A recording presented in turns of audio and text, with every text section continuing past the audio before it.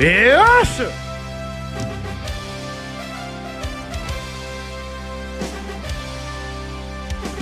Écoutez, Slam Dunk!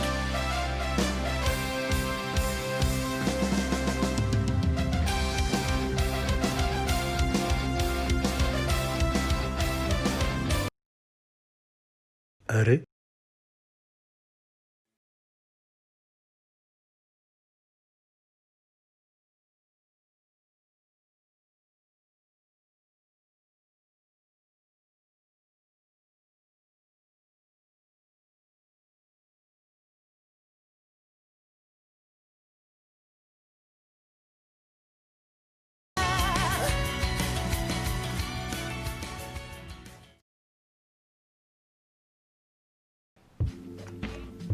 Wesh. Bien ou quoi? Bienvenue dans mon concept principal de ma chaîne, les présentations.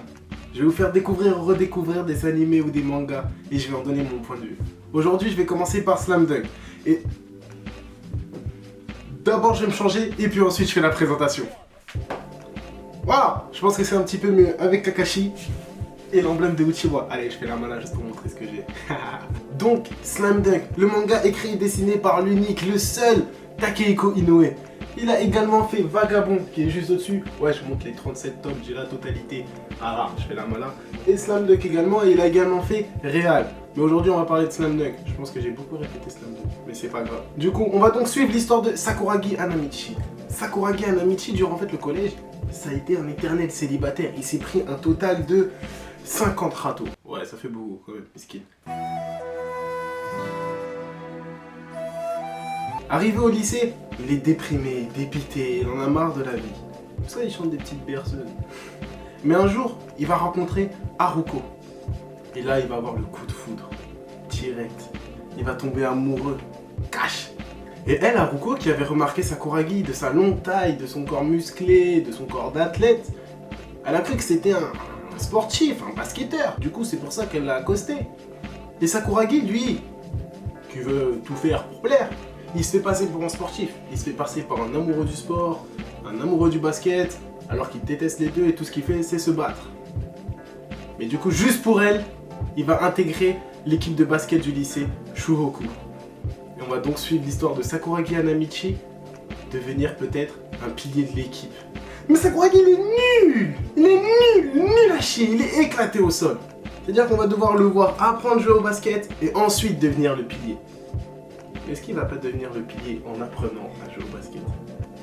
Mais du coup, pourquoi je vous parle de Slam Dunk? Parce que Slam Dunk, c'est pas juste bien, c'est excellentissime, c'est un chef-d'œuvre. Juste avant de vous dire pourquoi c'est bien, je vais juste vous sortir son palmarès qui est juste incroyable. Plus de 170 millions d'exemplaires vendus uniquement au Japon. En 2007, il a été élu meilleur manga de tous les temps devant Dragon Ball et Jojo Bizarre Adventure. Devant Dragon Ball et Jojo Bizarre Adventure, mais vous vous rendez compte du phénomène? Mais pourquoi il mérite tant de succès? Pourquoi il a mérité ça? Bah je vais vous le dire. Déjà, l'humour.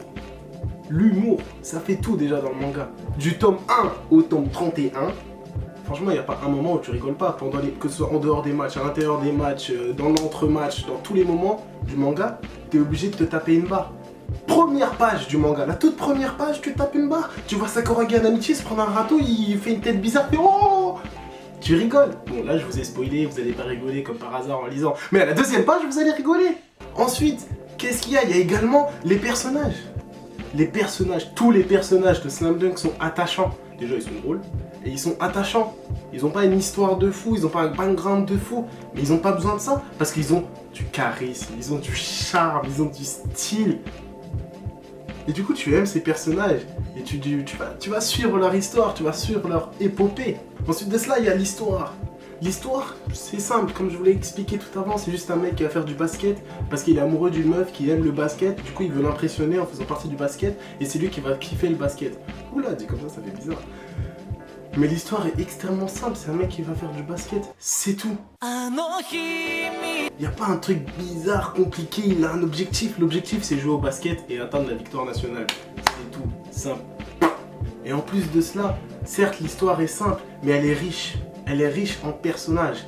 Il n'y en a pas 10 millions, par exemple, comme dans One Piece, il y en a 10 millions, on parle d'un personnage au tome 90 et au tome 2, tu vas te rappeler de lui et tu dis, ouais, calm down. Non, tu vas voir un personnage, tu vas savoir qui c'est, tu vas le reconnaître, tu vas dire, ah ouais, ce bâtard, il avait fait ça, il est trop chaud. Direct. Mais en plus de cela, qu'est-ce qui réunit tous ces points, les personnages, l'histoire, les backgrounds? Il y a les dessins.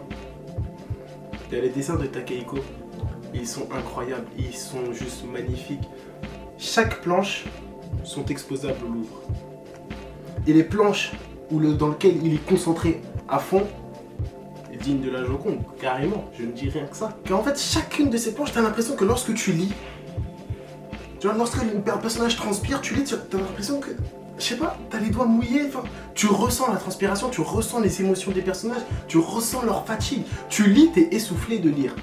Parce que les personnages sont essoufflés, tu l'es aussi. Juste parce que, à travers le dessin, Inoue arrive à nous faire rentrer dedans. Ça veut dire que, lorsqu'on va lire le premier tome, le deuxième tome, bah on sera déjà accro. Parce que les dessins super simples, en fait, de Takehiko, mais juste magnifiques, te font rentrer dans l'œuvre. En fait, ce n'est pas toi qui rentre dans l'œuvre. C'est l'œuvre qui t'attrape et qui te fait rentrer dedans et qui te fait donc enchaîner.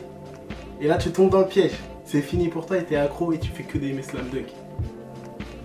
Il y a un moment, Takehiko, il est parti dans un délire, je sais pas, il avait fumé quoi, je sais pas ce qu'il a pris comme drogue.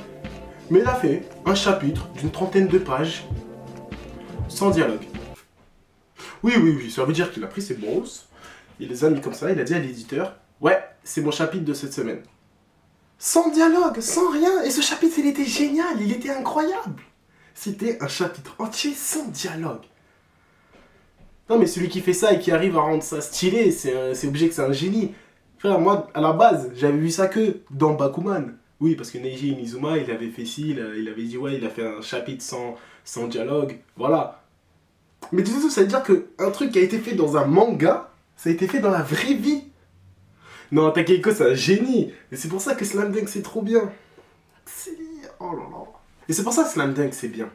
Parce que même derrière cette petite histoire assez simple, il y a une morale. Car Sakuragi Namichi, c'est un modèle, c'est un exemple. Et la morale, c'est tu fais ce que tu veux. Parce que lorsque tu vois Sakuragi faire ce qu'il veut, faire n'importe quoi et devenir un pilier pour l'équipe, tu dis que si lui, il peut, toi, tu peux aussi. Tu peux devenir qui tu veux et tu peux faire ce que tu veux faire. C'est ça la morale derrière Slam Dunk. Et c'est pour ça que tu arriveras à enchaîner tous les tomes de Slam Dunk d'un coup. Et du coup, moi qui ai pris comme exemple Sakuragi, je vais faire ce que je veux. Et ce que je veux faire, c'est vous faire découvrir ou redécouvrir des mangas et des animés. Et du coup, vous allez m'aider en faisant un petit like, en laissant un commentaire, en partageant ma vidéo et m'ajouter sur mes petits réseaux juste ici. C'était Alan Senpai, merci tout le monde.